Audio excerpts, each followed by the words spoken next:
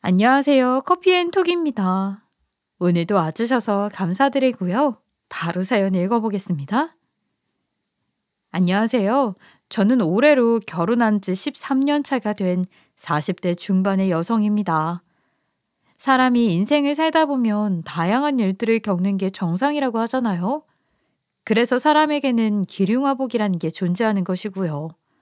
하지만 가끔씩은 두 눈으로 지켜보고도 믿을 수 없는 일들이 일어나기도 하죠. 특히 믿는 도끼에 발등 찍힌다는 말이 있는 것처럼 믿었던 사람에게 배신을 당하는 것만큼 화가 나고 황당한 일은 없을 것 같은데요. 사실 저희 식구들도 얼마 전에 그런 일을 겪었어요. 그래서 한동안 충격에 휩싸여 있었죠. 저는 오늘 여기서 그 이야기를 한번 해보려고 합니다. 저는 현재 인천에서 해물탕 가게를 운영하며 쌍둥이를 키우고 있어요. 그리고 제 남편은 원양어선 선장으로 근무를 하고 있죠. 그래서 바다에 한번 나가게 되면 최소 며칠에서 몇 년까지 집에 안 들어오기도 해요. 저희 부부는 남편의 직업적인 특성 때문에 자주 붙어 있지는 못하지만 평소 사이가 굉장히 좋은 편이에요. 그래서 동네 사람들이 다 인꼬 부부라고 부를 정도죠. 아무래도 남편 직업 때문에 자주 붙어 있지 못해서 더 그런 것 같아요. 그래도 저희 남편은 워낙 성격이 좋은 편이라 저희 친정 식구들도 정말 잘 챙기는 편이에요. 한 번은 친정아버지가 빙판길에 미끄러지는 바람에 다리를 다쳐 수술까지 했던 적이 있어요. 때마침 남편은 원양어선 일을 나갔다가 들어와서 약 한 달 정도 쉴 수 있는 시간이 있었는데요. 당시 1년을 나갔다 온 거라서 한 달이라도 쉬고 싶을 텐데도 직접 나서서 병간호를 다 해주었죠. 물론 처음에는 친정아버지가 남편의 병간호를 거절하셨어요. 박서방이 굳이 나서서 병간호 안 해도 괜찮아. 집사람도 있고 필요하면 병원에 얘기해서 간병 있으면 돼. 아니에요, 장인어른. 멀쩡한 사위 놔두고 왜 불편한 간병인을 쓰세요? 그리고 다리를 다친 거라 움직일 때마다 휠체어로 다녀야 해서 장모님이 간병 못 하세요. 그래도 박서방 1년 만에 들어왔는데 한 달이라도 쉬고 나가야지. 에이, 배 위에 있다 뿐이지 원양어선 타도 쉬는 날 따로 있으니까 걱정하지 마세요. 결국 친정아버지의 병간호는 남편이 맡아서 하게 되었어요. 그 모습을 보면서 저는 남편에게 너무 고맙고 미안했어요. 사실 이렇게까지 안 해도 되는 일이잖아요. 1년 동안 피곤하고 힘들었다며 가뭄에 콩나듯이 잠깐씩 들러 병문안만 해도 되는 건데 아예 병간호를 하겠다고 직접 나서주니까 저로서는 남편이 예뻐 보일 수밖에 없었죠. 남편의 이런 모습을 보면서 저도 평소 시댁 식구들에게 잘하려고 노력을 많이 했어요. 장가를 가지 못한 서방님한테 종종 들러 반찬도 전해주고 가까이 살고 계신 시어머니와 시간을 자주 보내려고 했죠. 당연히 며느리의 입장에서는 시댁 식구들을 친정 식구처럼 챙긴다는 게 부담스럽고 쉽지 않은 일이기는 했어요. 하지만 제가 하는 만큼 남편도 저희 친정 식구들을 잘 챙겨주니 시댁 식구들을 챙기는 게 싫지는 않더라고요. 게다가 우리나라 말에 콩 심은 데 콩 나고 팥 심은 데 팥 난다라는 말이 있잖아요. 그 말이 정말 맞는 것인지 시어머니의 성격도 굉장히 좋은 편이에요. 요즘 젊은 사람들 말로 하면 쿨하고 호탕하신 편이죠. 한 번은 제가 시댁에서 밥을 먹기 위해 갔다가 실수로 시어머니께서 아끼시는 그릇을 깬 적이 있어요. 찬장에서 다른 그릇을 꺼내려다가 손이 미끄러졌거든요. 당연히 저는 그릇을 깨고 당황해서 얼음 상태가 되어 있었죠. 그런데 시어머니께서는 그릇이 깨지는 소리를 듣고 부엌에 들어오시더라고요. 정말 대형 사고라서 이번에 크게 혼나겠구나 생각하고 있었어요. 얼마 지나지 않아 시어머니께서는 그릇이 깨진 것을 보게 되셨고 당황해 하시는 모습을 보이셨죠. 어머니, 정말 죄송해요. 제가 다른 그릇을 꺼내려고 손에 잠깐 들고 있다가 미끄러지는 바람에. 그래? 아깝긴 하지만 어쩔 수 없지. 다음에 네가 시장에서 더 예쁜 걸로 하나 사와라. 처음에는 깨진 그릇을 보고 크게 화가 나셨겠지 싶어서 눈앞이 캄캄했어요. 그런데 시어머니께서는 아무 일도 아니라는 듯 그냥 시장에서 예쁜 걸로 골라 하나 사가지고 오라는 거예요. 예상치 못한 반응에 순간 벙찔 수밖에 없었죠. 사실 이때까지만 해도 시어머니가 너무 화가 나셔서 이런 식으로 혼을 내시는 건가 싶었어요.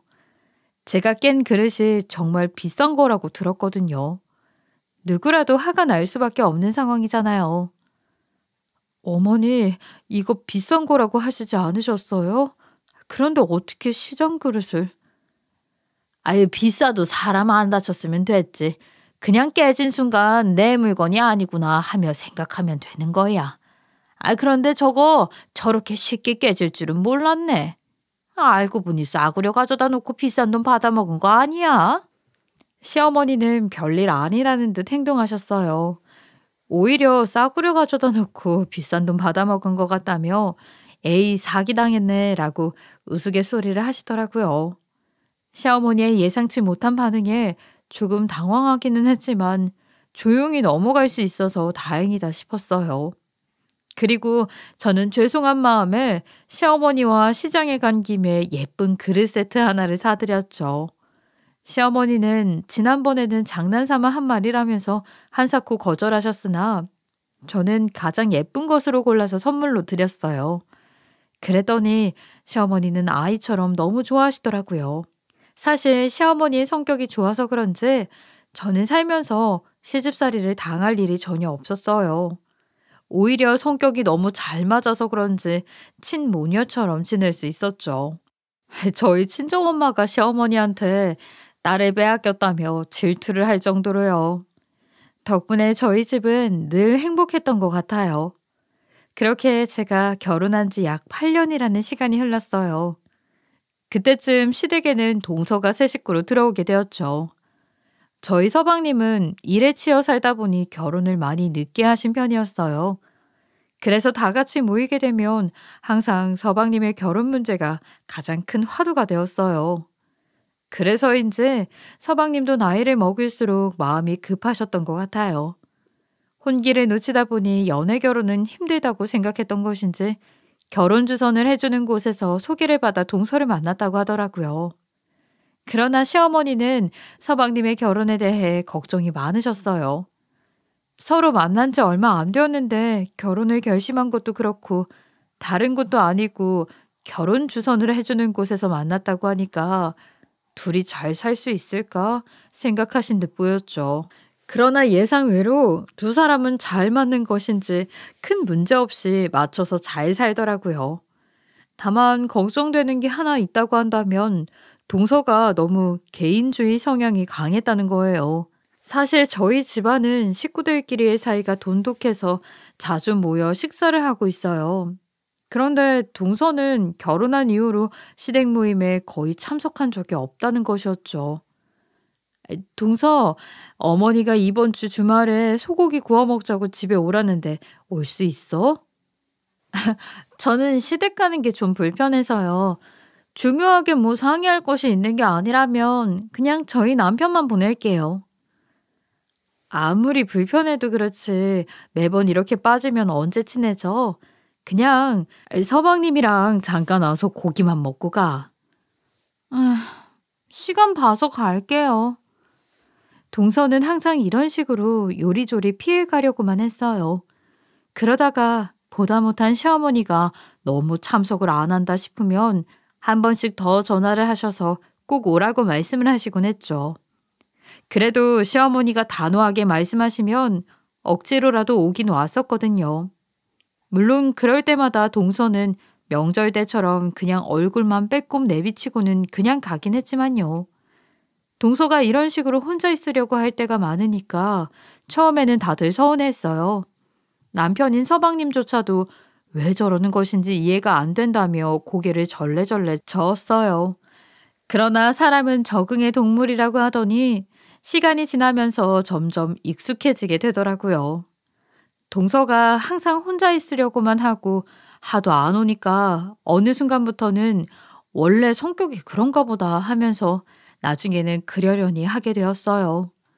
물론 시어머니께서는 서운해 하시면서도 며느리가 둘인데 하나만 챙길 수 있냐면서 좋은 것들이 생기면 직접 동선의 집으로 가지고 가셨어요. 당연히 동선은 시어머니가 찾아갈 때마다 좋아하지는 않았지만 그래도 오는 것보다 찾아가는 게 나은 것인지 투덜대거나 하지는 않더라고요.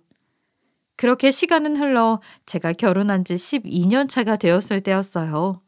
저는 여느 때와 같이 새벽부터 가게에 나가 장사 준비를 했어요. 그리고 점심때가 되었을 때 이제 본격적으로 장사를 해야겠다 하면서 가게 문을 열었죠. 그런데 가게 문을 연 지 얼마 되지 않았는데 전화가 한 통 걸려오더라고요. 오픈하자마자 예약 주문인가 생각하면서 전화를 받았어요. 그런데 전화를 걸어온 분은 바로 시어머니랑 언니 동생 하면서 친하게 지내시는 동네 아주머니였어요. 예준 엄마, 지금 큰일 났어. 빨리 언니 집으로 와야 할 것 같아. 네? 그게 무슨 말씀이세요? 큰일이라니요. 혹시 저희 어머니한테 무슨 일 있어요? 언니가 갑자기 배가 아프다면서 방을 떼그르르 그러고 난리가 났어. 많이 아픈 것 같은데 내가 어떻게 해야 할지 모르겠네. 아무래도 예준 엄마가 와서 병원에 데리고 가야 할 것 같아. 네, 아주머니. 지금 바로 출발할게요. 제가 갈 때까지만 옆에 좀 계셔주세요. 저는 동네 아주머니 전화를 받고 깜짝 놀랄 수밖에 없었죠. 시어머니가 웬만큼 아파서는 티를 내지 않는다는 것을 알기 때문에 정말 심각한 일이구나 싶었어요. 그래서 가게 문에 대충 안내문만 써놓고 정신없이 시댁에 찾아갔죠.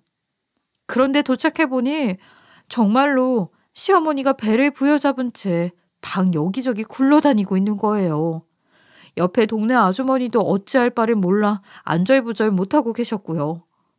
그 모습에 저는 너무 놀랐지만 침착하게 상태 확인부터 했어요.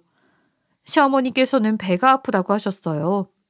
허리를 펼 수가 없을 정도로 많이 힘들어 하셨기에 저는 지체 없이 119에 신고를 했죠. 그리고 얼마 지나지 않아 도착한 119 구급대원님들의 도움을 받아 병원 응급실로 이동하게 되었어요.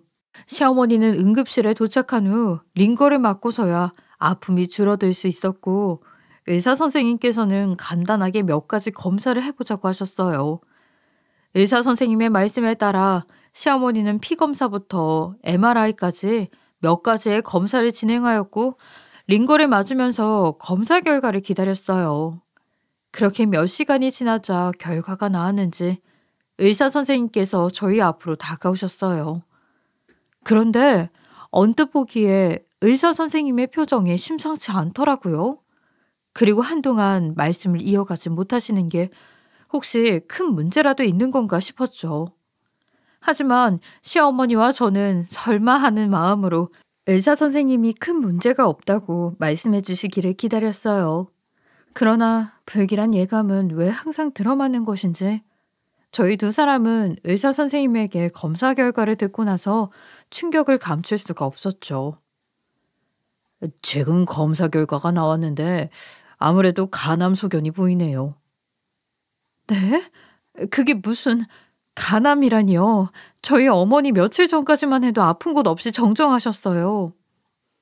정밀 검사를 해봐야 알겠지만 MRI 결과를 확인해 보았더니 간에 암덩어리가 보이는 것 같습니다. 저희가 바로 정밀 검사 예약해 드릴 테니까 날짜 맞춰서 받아보세요. 아니, 저기 의사 양반. 혹시 뭘 잘못 본 거 아니에요? 나 살면서 배가 이렇게 아팠던 적이 없어요.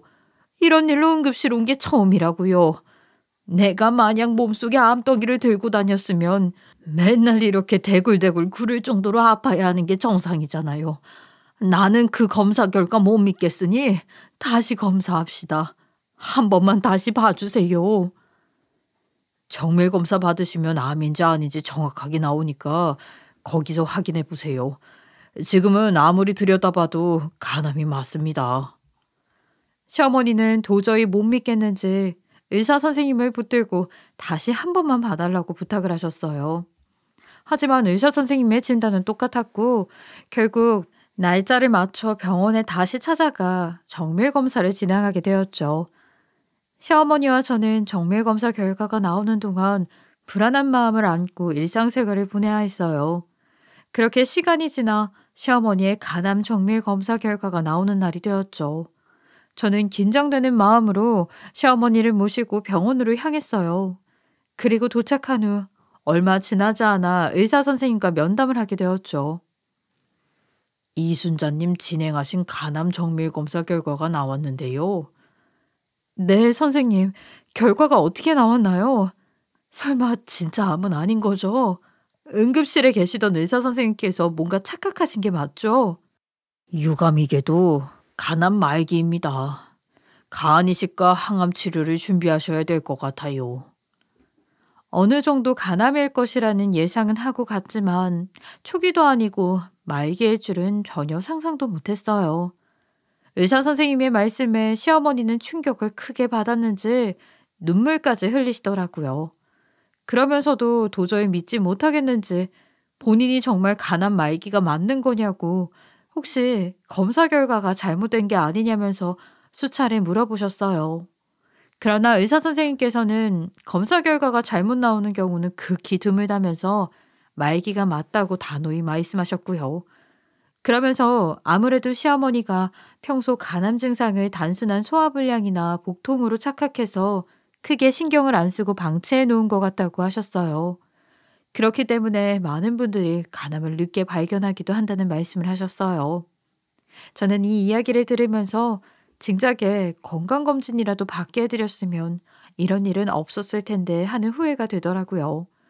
충격을 받고 할 말을 잃은 저희 두 사람을 보시던 의사 선생님께서는 간이식을 받으면 완치가 될 수 있으니 아예 희망이 없는 것은 아니라고 너무 절망스럽게 생각하지 말라고 하셨죠.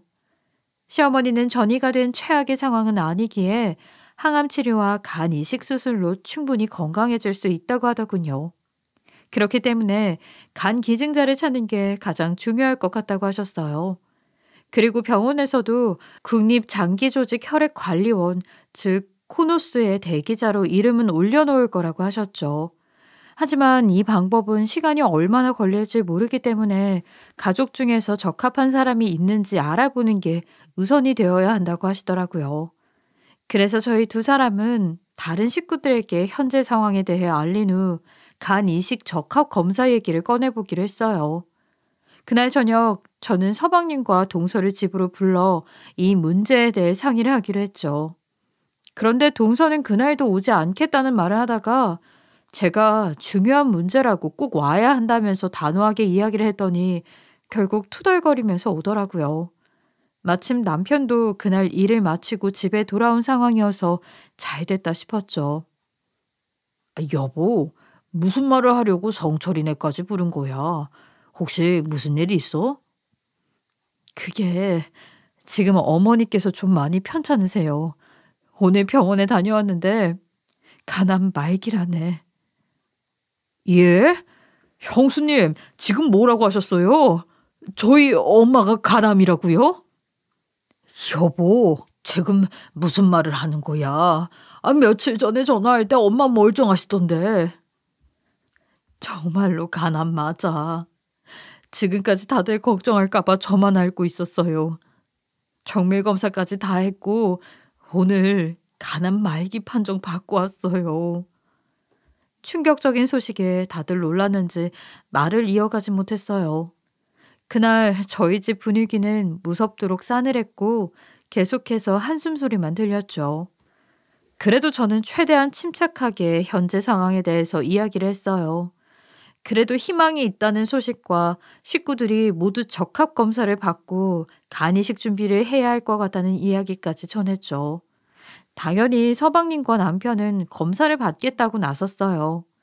그러나 동서는 약간 고민하는 것 같더니 결국 울며 겨자 먹기로 함께 검사나 받아보겠다고 했죠. 물론 저도 함께 검사를 받았어요. 사실 저는 그래도 검사 받은 사람이 4명이나 되고 그중에 아들이 2이나 있는데 누구 하나는 수술이 가능하다고 나오겠지 생각을 했었죠. 그러나 하늘이 무심하게도 검사 결과 시어머니에게 간을 줄 수 있는 사람은 아무도 없었어요. 모두 적합 불일치 결과를 받았거든요. 정말 한숨만 나오는 상황이었죠. 의사 선생님께서는 저희 네 사람이 맞지 않아 간을 줄 수 없다면 친척분들에게도 한번 부탁을 해보는 것도 하나의 방법이라고 하시더라고요. 그러나 요즘 같은 세상에 친자식도 쉽게 떼어주기 힘든 간을 친척이 나서서 해줄 리는 만무했죠. 물론 저와 남편은 전화라도 한번 해서 부탁을 해봐야 하나 생각했어요. 그러나 시어머니께서는 수술은 고사하고 검사도 받지 않을 거라면서 괜히 그런 부탁해서 욕먹지 말자고 하시더군요. 결국 시어머니의 의견에 따라 일단 항암 치료부터 시작하기로 했어요. 의사 선생님께서는 코노스에 이미 이름이 올라가 있는 상황이니 운이 좋으면 빨리 수술을 받을 수 있다고 희망을 버리지 말자고 하셨죠. 그래서 저희 식구들은 희망을 잃지 않고 간이식 기증자가 나타나기를 기다려보기로 했어요. 그리고 저는 시어머니를 입원시키는 게 낫겠다고 판단을 했죠. 말기면 위험할 수도 있고 항암 치료를 시작하면 면역력도 떨어질 게 분명하잖아요. 그래서 시어머니에게 조심스럽게 입원을 권유했어요. 어머니, 제가 생각했을 때 혼자 계시는 게 위험할 수도 있을 것 같아요. 그래서 말인데 입원을 하시는 것은 어떠세요? 당장 어떻게 되는 것도 아닌데 나는 그냥 통원 치료할란다. 나는 병원에 있으면 불편해서 밥도 안 넘어가고 잠도 못 자. 그래도 어머니 항암 치료하면 면역력도 떨어지고 이제 아픔이 더 자주 찾아올 수도 있는데 그냥 안전하게 병원에 있으시는 게 낫지 않을까요? 아휴, 너무 걱정할 것 없다. 나 지금까지 혼자 잘 살아왔고 아프면 내가 알아서 병원으로 오던지 약을 먹든지 해결할게. 그러니까 나 통원 치료할 수 있게 해줘. 시어머니께서는 계속해서 통원 치료를 하겠다고 고집을 부리셨죠. 그런데 저는 괜히 불안하더라고요. 그래서 남편과 함께 의사 선생님과 면담을 진행하게 되었어요. 그런데 예상외로 의사 선생님께서는 입원을 권유하시지는 않았죠. 항암 치료가 매일 진행되는 것도 아니고 날짜에 맞추어서 하루 정도 입원해서 받고 통원 치료하면 된다고 하셨어요. 그러면서 환자가 마음이 편안한 게 무엇보다 중요하다고 잘 맞춰주라고 하셨죠. 결국 저는 의사 선생님의 말씀에 따라 시어머니를 모시고 집에 돌아가게 되었어요. 의사 선생님 말씀을 듣고 집에 모셔다 드리기는 했지만 사실 시어머니 걱정은 계속되더라고요. 마음 같아서는 제가 옆에 붙어서 간병이라도 하고 싶었지만 가게를 계속 쉴 수 없다 보니 이러지도 못하고 저러지도 못하는 상황이었어요.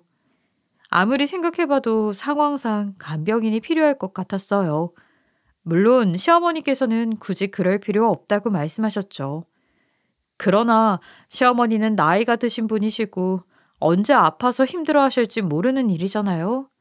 그래서 저희 부부와 동서 부부가 모여서 이 문제에 대해 진지하게 상의를 하게 되었죠. 제가 곰곰이 생각해 봤는데요. 어머니 옆에 누군가 간병을 하면서 계속 붙어 있어야 할 것 같아요. 언제 아픔이 찾아올지 모르는 상황이고 또 말기이다 보니 응급 상황이 생길 수도 있잖아요. 형수님, 그런 간병인이라도 한번 알아볼까요? 잘 찾아보면 집에 같이 상주하는 간병인도 있을 거예요. 여보, 가족이 없는 것도 아니고 쓸데없이 왜 간병인에 돈을 써? 어머니 간병 내가 할게. 동서가 간병을 하겠다고? 시댁에 가는 거 싫어하잖아. 쉽지 않을 텐데 정말 괜찮겠어? 뭐 여기서 할 일 없는 사람은 저밖에 없잖아요. 마침 어머님이랑 친해지고 싶었는데 이번이 기회인 것 같아요. 간병인 제가 할게요. 사실 동서의 이야기에 모두가 놀랄 수밖에 없었어요. 동서가 자진해서 병간호를 맡겠다고 할 줄은 생각도 못했거든요. 평소 시댁에 발도 붙이기 싫어서 동동거리던 사람이라 당연히 동서에게 병간호를 시켜야겠다는 생각 자체를 안 했어요. 그래서 저는 쉽지 않은 결정을 해준 동서에게 고마운 마음이 들더라고요. 하지만 동서 혼자 모두 부담하는 것은 아닌 것 같아 돌아가면서 병간호를 하자고 제안했었어요. 그러나 동서는 한사코 거절을 했죠. 본인이 그동안 시댁에 자주 방문하지 못해서 죄송한 마음이 들어 그런다고 이번에 시어머니와 제대로 친해지고 싶다며 본인이 다 할 테니 신경 쓰지 말라는 말을 하더군요. 결국 저는 알겠다고 했고 시어머니 간병 문제는 쉽게 해결이 되는 듯 했어요. 시어머니도 동서가 간병을 하겠다고 하니 웬일이냐고는 했지만 좋게 받아들여 주셨죠. 물론 저는 동서가 병간호를 잘할 수 있을까 하는 걱정이 많았어요. 그러나 시어머니와 친해지고 싶다는 그 말이 진심이었나 봐요. 나름 잘하고 있는 듯 보였어요. 가끔씩 시어머니에게도 안부 전화를 할 겸 동서 이야기를 물어보면 간병하는 게 서툰 편이기는 한데 그래도 열심히 하려고 한다는 말씀을 하셨어요. 그러면서 본인은 동서랑 잘 지내고 있으니까 신경 쓰지 말고 가게 일 열심히 하라는 말씀을 하시더라고요. 시어머니께서 직접 그런 말씀을 해주시니 저는 안심을 할 수 있었어요. 그렇게 동서가 간병을 시작한 지 약 2달이라는 시간이 지났어요. 저는 가게 일 때문에 자주 가서 간병 일을 돕지는 못해도 동서에게 전화를 자주 하는 편이었죠. 간병 일이 만만치 않다는 것을 알고 있으니 얘기라도 잘 들어줘야 할 것 같았거든요. 동서, 간병 일 하는 거 힘들지는 않아? 내가 도와줘야 하는데 혼자 하게 해서 미안해. 아니에요, 형님. 어머니랑 많이 친해져서 힘든 것은 별로 없어요. 아유, 다행이네. 어머니 상태는 어때? 많이 힘들어 하시지는 않아? 사실 상태는 잘 모르겠어요. 얼마 전까지는 괜찮으신 듯 싶더니 지금 일주일째 제대로 드시지도 않고 잠만 주무시네요. 어? 그게 무슨 소리야? 드시지도 않고 잠만 주무신다니. 아무래도 말기에 받은 항암 치료가 힘드셨던 것 같아요. 저는 동서의 이야기를 듣고 조금 당황스러웠지만 일단 알겠다면서 전화를 끊었어요. 처음에는 저도 동서가 이야기한 것처럼 항암 치료를 받으면서 기력이 많이 쇠약해지셨구나 싶어 몸에 좋은 음식이라도 만들어 가져다 드려야겠다 생각했었죠. 그런데 아무리 생각해봐도 동서의 말이 이상하게 느껴지는 거예요. 아무리 항암 치료가 힘들었다고 해도 그렇지 사람이 일주일째 먹지도 않고 잠만 잔다는 게 말이 안 되잖아요. 그래서 걱정되는 마음에 시어머니에게 전화를 드려보기도 했었는데 정말로 주무시기만 하는 것인지 연락이 안 되더라고요. 당장이라도 시댁에 달려가서 확인해보고 싶었으나 가게 장사가 한창 진행 중이라 쉽게 나갈 수도 없는 상황이었죠. 그렇게 심란한 마음을 안고 그날 장사를 마무리한 후 집으로 들어갔어요. 한동안 쉬면서 아이들을 보고 있던 남편에게 이야기를 했더니 동서가 나쁜 사람도 아니고 식구인데 설마 나쁜 짓이라도 했겠냐고 너무 걱정하지 말라고 하더군요. 저도 남편 말을 듣고 나서 일단 상황을 지켜봐야겠다 싶었죠. 그런데 아무리 생각해봐도 뭔가 수상하다 싶었어요. 잠이 안 올 정도로 너무 걱정이 되어서 결국 저는 모두가 잠든 늦은 새벽에 몰래 시댁에 가보기로 했어요. 아무리 봐도 이상해서 시어머니 상태를 확인해봐야 마음이 편할 것 같았기 때문이었죠. 시어머니가 아예 연락이 안 되는 게 하루 종일 마음에 걸렸거든요. 제가 듣기로는 동서가 보통 새벽 6시쯤 시댁에 간다고 해서 저는 30분 정도 일찍 시댁에 찾아가게 되었어요. 그렇게 시댁에 몰래 들어가 보니 시어머니는 곤히 주무시고 계시더라고요. 저는 그 모습을 바라보며 시어머니를 깨워야 하나 말아야 하나 고민을 하고 있었죠. 그런데 잠기가 밝으신 시어머니가 제 발소리를 들으셨는지 알아서 일어나셨어요. 아유, 어머니 죄송해요. 혹시 저 때문에 시끄러워서 일어나셨어요? 아유, 아니야. 근데 네가 이 새벽에 무슨 일이야? 곧 있으면 장사 나가봐야지. 그게 어머니 제가 동서랑 전화를 하다가 이상한 얘기를 좀 들어서요. 일주일 전부터 식사도 제대로 못 드시고 주무시기만 한다고 해서 걱정이 되어 왔어요. 혹시 어디가 많이 불편하신 거예요? 아가, 그게 말이다. 저의 질문에 시어머니는 대답을 하려고 했죠. 그러나 때마침 동서가 도착했는지 시댁 도어락을 누르는 소리가 들리는 거예요. 그러자 시어머니는 다급하게 손짓을 하면서 제가 있는 게 들키면 안 되니까 얼른 옷장 안으로 들어가라고 말씀을 하시더라고요. 그러면서 안에서 보면 다 이해가 될 거라고 하셨어요. 저는 옷장 안으로 들어가라는 말씀에 정말 당황스러웠지만 일단 옷장 안에 들어가게 되었죠. 그리고 티가 나지 않도록 문을 살짝만 열어놓고 밖을 살펴보았어요. 제가 옷장 안에 들어간 것을 확인한 시어머니는 급히 누워 자는 척을 하더군요. 시어머니가 자리에 눕자마자 동서는 안방에 들어와서 불을 켜고 확인하더니 밖으로 나가서 식사를 챙겨왔어요.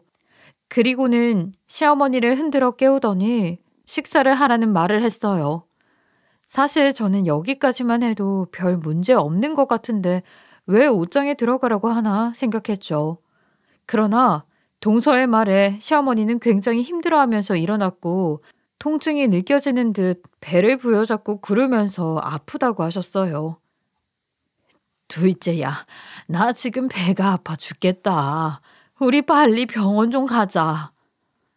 아프세요? 잠깐만 기다려 보세요.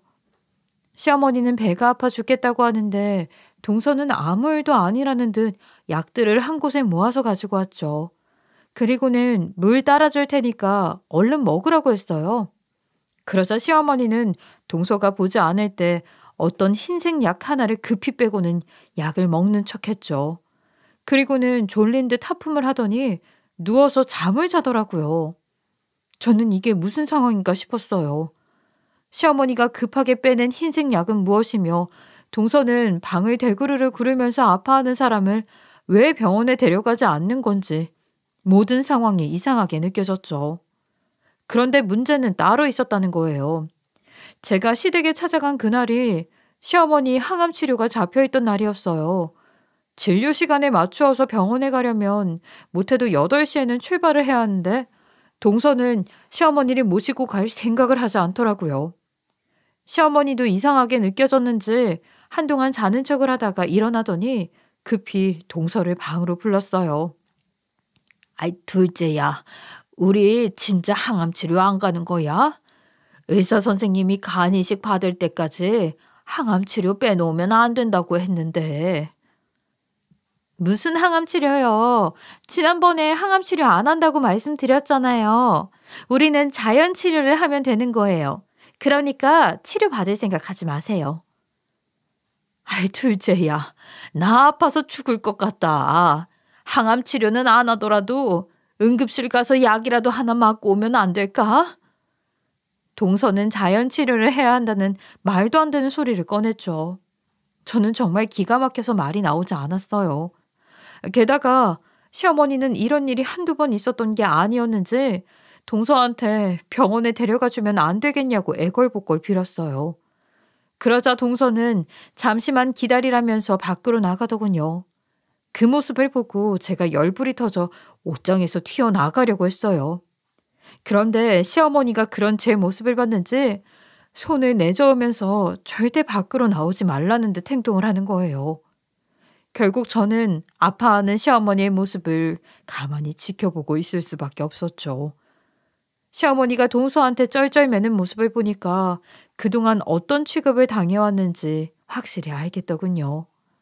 힘들어하는 시어머니의 모습을 보면서 동서가 병간호하겠다고 나섰을 때 어떻게든 말렸어야 했는데 하는 후회가 들었어요. 그렇게 저는 옷장 속에서 숨죽여 상황을 지켜보고 있었어요.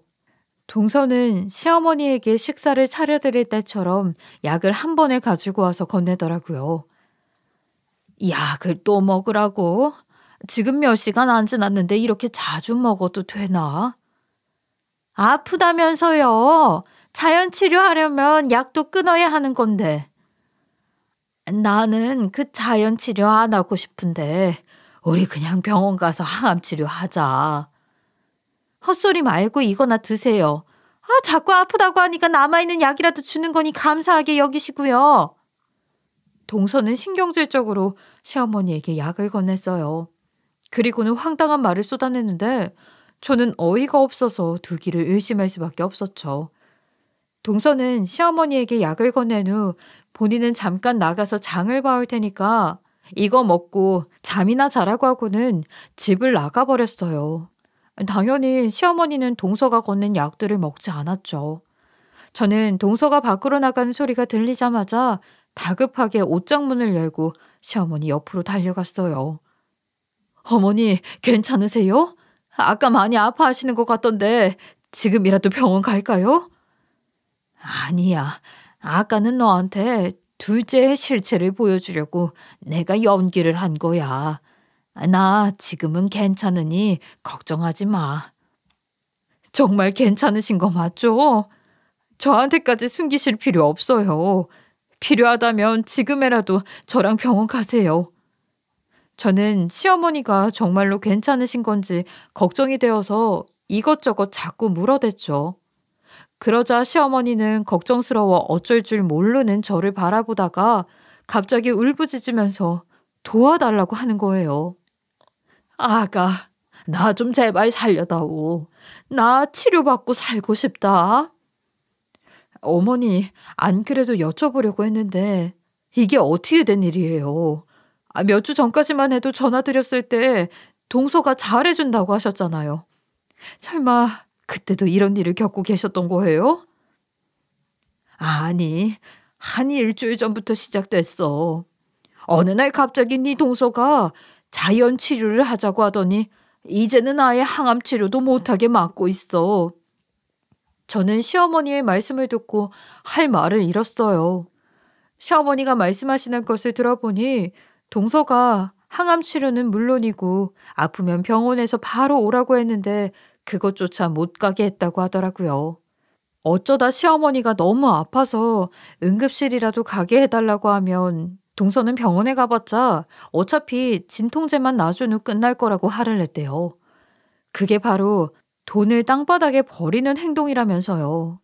그러면서 흰색 약 하나를 건네주고는 그거나 먹고 잠이나 자라는 말을 했다더군요. 그래서 시어머니는 별다른 방법이 없으니 동서가 주는 약을 새로운 진통제로 착각하고 먹었다고 해요. 그런데 이상하게 그 약을 먹고 난 후부터는 자꾸 졸리고 멍하니 있게 되었다고 했죠. 그래서 동서 몰래 그 약을 빼고 먹게 되었는데 시어머니는 그 약의 정체를 모르니까 먹고 나서 멀뚱멀뚱 있었다고 하더라고요. 그랬더니 동서가 그 약을 먹고도 안 자는 시어머니를 보면서 이상했는지 안 졸리냐고 그럼 약 하나 더 주겠다는 말을 꺼냈대요. 그 말을 듣고 난 후 시어머니는 동서가 수상하게 느껴졌다고 했죠. 아무래도 느낌이 안 좋아서 동서가 약을 가지고 오면 그 흰색 약만 몰래 빼놓은 후 먹고 곧바로 자는 척을 했고요. 저는 시어머니의 말씀을 듣고 황당해서 헛웃음만 나오더라고요. 그런데 시어머니가 이게 끝이 아니라고 하는 거예요. 이게 끝이 아니다. 한 번은 둘째가 약을 주고 내가 자는지 확인을 하더니 아예 어떤 사람이랑 통화를 하더라. 그런데 내용을 들어보니까 아무래도 빚쟁이한테 쫓기고 있는 것 같았어. 네? 빚쟁이요? 집에서 서방님한테 생활비 따박따박 받아 쓴 동서가 빚을 질 게 뭐가 있어요? 어디다 썼는지는 모르겠는데 통화 상대방한테 금방 갚겠다고 이런 식으로 얘기를 하더라고. 그래서 내가 가만히 생각을 해봤더니 아마도 내 치료비랑 생활비 넣어놓은 통장에 있는 돈으로 그 빚을 갚으려고 한 것 같아. 네? 동서가 그 통장을 가지고 있어요? 응. 본인이 병간호를 하면서 여기저기 쓸 곳이 있을 테니 직접 관리하겠다며 가지고 갔어. 그런데 내가 달라고 해도 돌려줄 생각을 안 해. 시어머니의 이야기를 들으니 대충 상황 정리가 되더군요. 아마도 동서는 계획적으로 병간호를 하겠다 나선 것 같았어요. 그리고는 모두가 본인을 믿게 만든 다음에 통장을 갈취해서 그 안에 있는 돈으로 빚을 갚으려고 했던 것이었죠. 그렇기에 시어머니의 항암 치료도 자연 치료라는 핑계를 대서 일부러 못하게 만든 것이었고요. 모든 진실을 알게 되니 너무 어이가 없었어요. 제 두 눈으로 본 것도 그렇고 시어머니의 말씀도 그렇고 상황이 매우 심각해 보였죠. 그래서 저는 직접 이 문제를 해결해야겠다 싶어서 동서가 집에 들어오기를 기다렸어요. 그렇게 약 몇 시간이라는 시간이 지났을 때쯤 동서는 야채 몇 개를 구매해서 집에 들어오더군요. 당연히 동서는 집에 들어오자마자 안방에 들어왔고 시어머니 간호를 하고 있는 제 얼굴을 보았어요. 그리고 굉장히 당황스러운 표정을 지었어요. 형님이 여긴 어쩐 일이세요? 가게 나가보셔야 하는 거 아니에요? 어머니 항암치료 가셔야 할 시간인데 왜 이러고 있는 거야? 시간 맞추려면 못해도 8시에는 출발했어야 했는데. 저는 모든 것을 다 알고 있음에도 일부러 항암치료 핑계를 대면서 왜 안 간 거냐고 따져 물었어요. 그랬더니 동서는 안절부절 못하며 일이 있어서 날짜를 미뤘다고 거짓말을 하더라고요. 저는 그 말을 듣고 곧장 병원에 전화를 했고 스피커폰으로 시어머니 항암치료 날짜를 물었죠. 그랬더니 아니나 다를까 병원에서는 며느님이 치료 안 하시겠다면서 예약도 안 했다고 하는 거예요. 그러면서 오히려 간호사님이 이대로 가만히 있으면 위험할 수도 있으니까 빨리 치료 시작해야 한다고 하셨죠. 저는 그 내용을 동서 앞에서 실시간으로 들려주었어요. 그러자 동서는 황급히 변명을 하려고 시도를 했죠. 형님, 그게요. 제가 깜빡하고 말씀을 안 드렸는데 그 항암 치료 잘하는 곳이 있다고 해서 병원으로 옮겼어요. 그래? 그럼 옮겼다는 병원 이름이 뭔데? 그게 서울에 있는 병원이에요. 동서, 이미 다 아는데 자꾸 거짓말 하지 말지. 나 아까 옷장에 숨어서 다 들었어. 자연치료 어쩌고 하는 거. 어머니 통장 동서가 가지고 있다고 하던데 그거 어딨어? 이왕 온 김에 통장 내역 좀 보자. 저의 말에 동서는 얼굴이 새파래져서 가지고 있던 장본 봉지를 내려놓고 다급히 도망을 갔어요. 그러나 저는 재빠르게 쫓아가서 동서를 붙잡았죠. 사실 저는 학창시절 때 운동을 좀 잘하는 편이어서 육상부도 하고 그랬거든요. 그래서 달리기가 꽤 빠른 편인데 동서는 그걸 모르고 정신없이 도망을 가더라고요. 어찌되었건 저는 1분도 지나지 않아 동서를 붙잡았어요. 그리고 다시 시댁으로 끌고 갔죠. 그러자 동서는 곧장 무릎을 꿇고 잘못했다며 싹싹 빌기 시작했어요. 어머니, 형님, 제가 잘못했어요. 사실 제가 남편 몰래 진 빚이 있는데 그걸 갚으려고 통장에 있는 돈을 다 써버려서요. 그래서 자연치료 하자고 우겼던 거예요. 제발 한 번만 용서해 주세요. 동서는 이게 용서가 되는 일이라고 생각해? 아까 어머니한테 드린 흰색 약, 그거 뭐야? 그건 몸에 문제가 되는 약은 아니니까 걱정 안 하셔도 돼요. 그냥 잠 오는 약이에요. 제가 예전에 불면증이 심해서 받아놓은 약이 있어서 그걸 드린 거고요. 동서는 한 번만 용서해달라고 죽을 죄를 지었다며 납작 엎드렸죠. 그리고 저는 혹시 모를 상황에 대비해 동서와 나눈 대화 내용을 휴대폰에 전부 녹음해 놓았어요. 동서는 한 번만 모른 척 넘어가 달라고 했지만 상황이 심각한 만큼 저는 그냥 넘어갈 수가 없었어요. 그래서 곧장 서방님을 부르게 되었어요. 그리고 집에서 쉬고 있던 남편도 진실을 알아야 할 것 같아서 함께 불렀죠. 얼마 지나지 않아 두 사람은 시댁으로 들어왔고 저는 곧장 녹음 내용을 들려주었어요. 당연히 모든 사실을 알게 된 후 남편과 서방님은 노발대발 난리가 났죠. 당신 제정신이야? 우리 엄마한테 이딴 짓을 하고 모른 척 눈을 감아달라고? 재수씨, 사람 목숨 가지고 지금 무슨 짓을 한 거예요? 그리고 아픈 사람한테 본인 이름으로 처방받은 잠 오는 약을 먹여요? 그거 먹고 무슨 일이라도 나면 어쩔 건데요? 제가 잘못했어요. 죽을 죄를 지었어요. 한 번만 용서해 주세요. 잘못했다. 한 번만 용서해달라 하면 끝이야? 진짜 소름 끼친다. 나 당신 같은 사람이랑 같이 못 살아. 이혼하고 고소할 거니까 얌전히 기다리고 있어. 동서는 잘못했다며 속고대죄를 했으나 이미 화가 날 대로 난 서방님은 이혼 소송을 하겠다며 통보를 했어요. 그리고 동서가 가지고 가서 마음대로 사용한 돈은 민사든 형사든 할 수 있는 조치를 다 취해서 돌려받겠다고 했죠. 당연히 시어머니께서도 가만히 있지 않겠다고 하셨고요. 그날 이후 동서는 서방님에게 이혼소장을 받아야 했어요. 이후 마음이 급해진 동서는 한 번만 용서해달라면서 몇 번이나 찾아왔지만 시어머니는 깔끔하게 무시를 했다고 하더군요. 그렇게 시간이 지나 서방님은 법원의 판결에 따라 이혼을 하게 되었어요. 그리고 이혼 판결이 나자마자 친족 상도례 때문에 못하고 있던 고소를 뒤늦게 하게 되었죠. 결국 동서는 이번 일로 돈을 돌려주는 것뿐만이 아니라 죄값까지 치러야 했어요. 그래도 나쁜 일이 가면 좋은 일도 다가온다고 하더니 시어머니 소식을 듣게 된 동남아로 이민 가신 시어머니의 남동생분이 간 기증을 해주셔서 간암 문제를 해결할 수 있게 되었어요. 그리고 이식을 받고 난 지금은 상태가 많이 좋아지셨어요. 다행히 현재 치료가 거의 마무리 단계에 접어든 상황이고 경과가 좋은 편이라 아마도 조만간 완치 판정을 받을 수 있지 않을까 하는 생각이 든답니다. 저는 이번 일을 겪고 나서 참 많은 생각을 하게 되었어요.